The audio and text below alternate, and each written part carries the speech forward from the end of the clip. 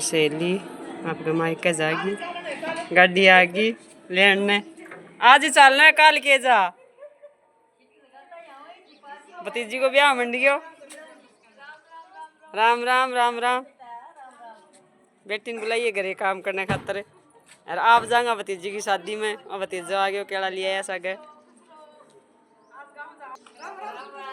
ठीक है जी, नमस्ते बेटा नमस्ते। देखो आ गया घर के अंदर और अब पियेगा चाय पानी।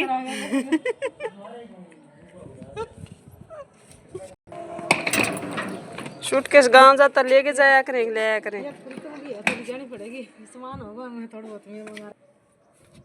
छोटी गाड़ी में क्या है बुआ बुआ जा सास पीर जद बड़ी सारी गाड़ी लेके आना चाहिए। चलो चलो कोई बात नहीं। हाँ थे चाय पानी बनाओ आपने।